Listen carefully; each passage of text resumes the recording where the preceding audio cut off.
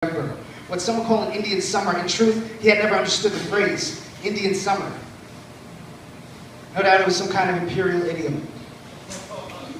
Language betrayed you if you thought too hard. This was another matter. Jeremiah Platt was not easily distracted, and his preoccupation at the moment was locating a gift for his wife. Jeremiah thought about his stepfather. Mortimer Salk had buried the dead in this town for 47 years. Even in a family of morticians, that seemed too long to Jeremiah. None of these stores held his interest. Perhaps there could have been an appropriate gift somewhere within one of them. He was unsure. Jeremiah preferred not to consider the dead outside of work hours. His municipal salary required that he dwell on mortality, and he chose not to do so for free. In his musing meander, he had crossed the street and turned down an alley. He was now at the park, passing through its gates and up the stairs. A dingy bag sat upon the stair, but he paid the bag no mind. Anyhow, that bag would not have held his interest. Jeremiah did not gamble. He took no unnecessary chances. Another man's property holds only trouble, and so the bag sat. Jeremiah receded into the distance, cautiously stepping his way up the hill. For several minutes, nobody came by. An earthworm burrowed through the corpse flesh of a nearby mouse. Some few leaves fluttered down from overhead, so to speak. Then a ball came flying off the hill and kept rolling. It bounced into the street. 4. Assuming you weren't there, what kind of ball was it? Most likely not a hacky sack.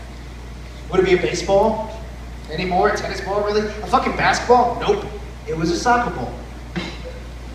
Neon geometric design, regulation size, a little bit scuffed up.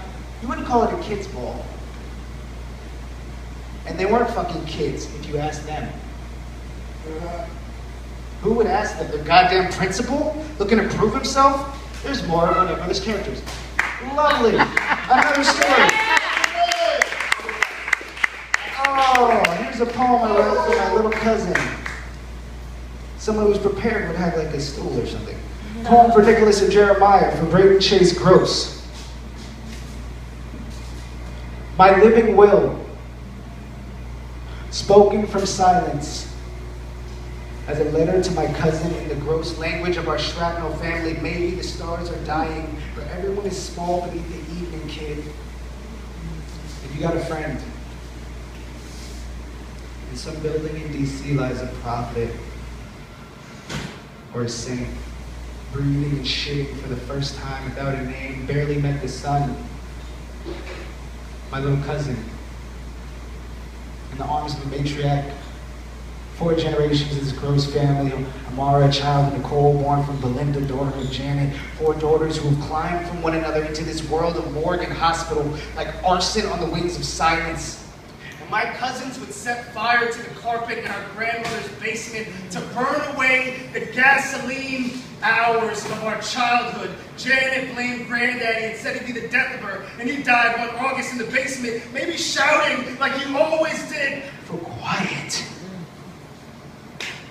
or for peace, or respect, like so many of our fathers, and with us always overhead, hanging over the dreams of men who only wanted more. And do we always torture our histories? Because this kid was born yesterday, and I already know his future. I never met his father, but his great-granddaddy's name would spark a bar fight. In my family, we don't leave home. But I couldn't stay. Because I was born silent in a gallows of flesh and sterile steel. I told my mother not to love me in languages I couldn't understand. And my cousin doesn't know much more than Sunday. He's a prophet or a saint. His only name is Gross. There's not a lot of us around. But our granddaddy, like whiskey, had a couple kids no one talks about and died a little early.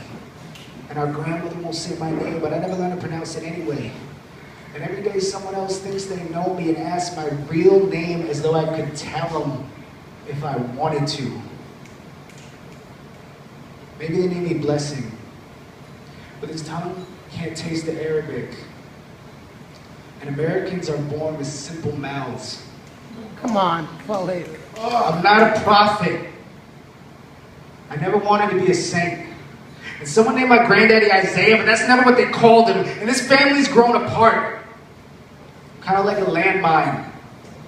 A poet sleeping in a car without a landline and 6 phone calls, all it takes to hear my mother's voice. And I come home to someone new who doesn't recognize my face, but the carpet in my grandmother's basement melted like the tongue of an oven where granddaddy died. And this love is fire on my lips, and my words are smoke rising like a barn on fire, like a bomb in a parking garage. My living will spoken from silence as a letter to my cousin in the gross language of our shrapnel family. Beautiful. Beautiful. I wrote this poem for my mother.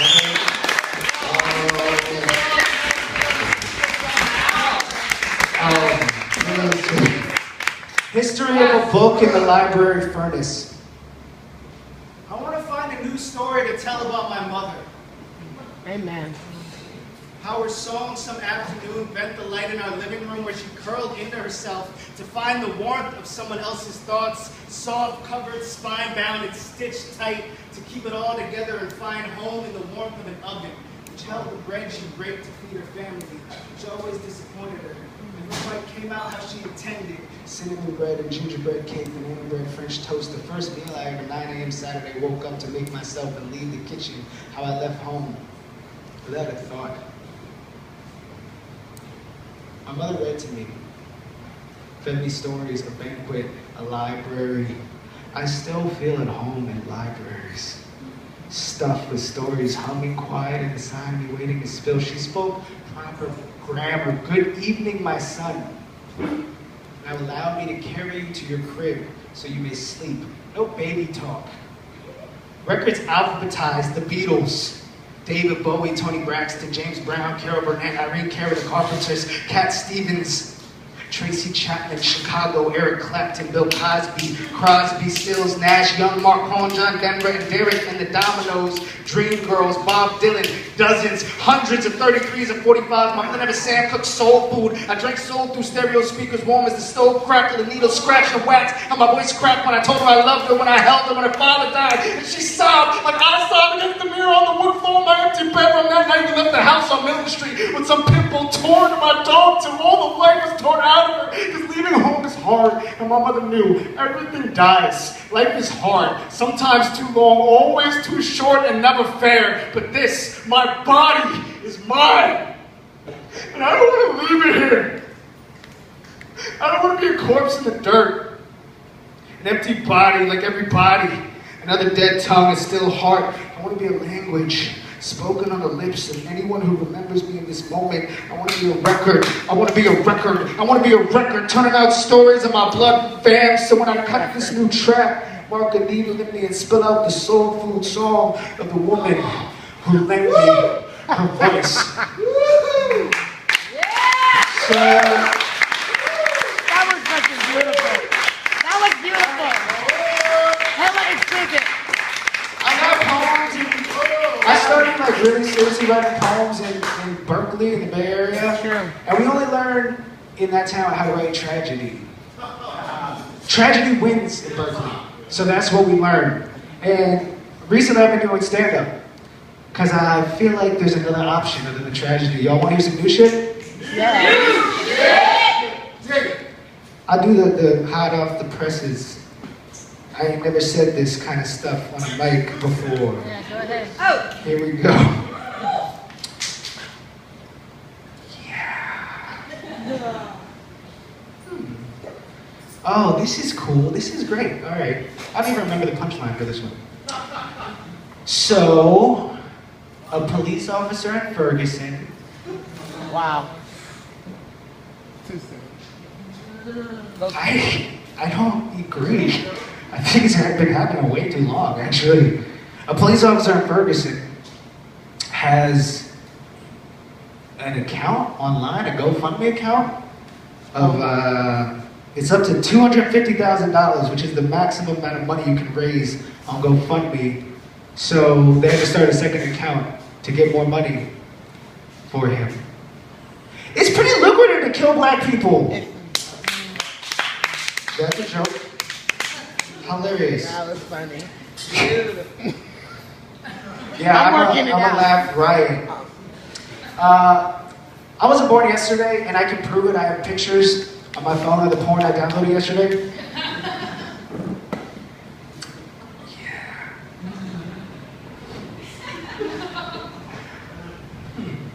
I went to Menifee, California, also known as Sun City. They don't have a lot there, but they have the Sun City Cancer Center. Thought that was pretty funny. Ever since I started reading The Winter of My Discontent, I really look forward to shitting. Oh, jokes.